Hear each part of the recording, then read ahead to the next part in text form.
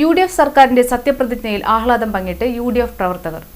UDF സർക്കാരിന്റെ സ്ഥാനാരോഹണത്തിലും surprise എൻട്രിയായി മന്ത്രിസഭയിലെത്തിയ കൊടുങ്ങല്ലൂരിന്റെ MLA OJ ജനീഷിന്റെ സത്യപ്രതിജ്ഞയിൽ ആഹ്ലാദം പങ്കിട്ട് കൊടുങ്ങല്ലൂരിലെ UDF പ്രവർത്തകർ.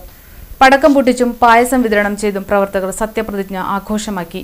KP സുനിൽകുമാർ, ദിലീപ് ഖാദി, PU സുരേഷ് കുമാർ, സുനിൽ കളരിക്കൽ, ദിൽഷൻ കൊട്ടേക്കാട്, കവിത മധു, മുഹമ്മദ് ഷെരീഫ് തുടങ്ങിയവർ നേതൃത്വം നൽകി.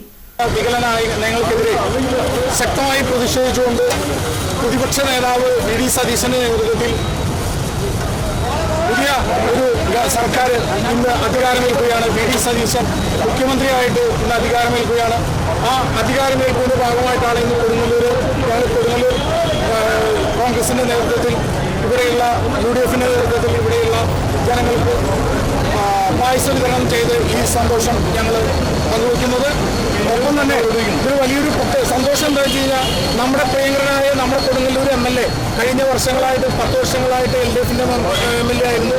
അതിൽ നിന്നൊക്കെ വളരെ വ്യത്യസ്തമായി നമ്മൾ വളരെയധികം ഭൂരിപക്ഷത്തിൽ LDFന്റെ മണ്ഡലത്തിൽ തിരിച്ചു യുവാക്കളുടെ പ്രതീകമായ യുവാക്കളുടെ പ്രതീക്ഷയായ OJ ജനീഷ് നമ്മുടെ MLA ആവുകയും തുടർന്ന് ഇന്നലെ മന്ത്രിയായി ഇന്ന് സത്യപ്രതിജ്ഞ ചെയ്യുകയാണ്.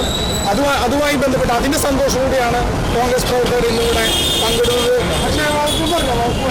നമ്മുടെ നിയുക്ത നമ്മുടെ MLAക്ക് കൊടുങ്ങല്ലൂർ MLAക്ക് യുവജന ക്ഷേമകാര്യ വകുപ്പ് മന്ത്രിയായിട്ടാണ് നമുക്ക് മന്ത്രിസഭയിൽ ഇടം കിട്ടിയത്.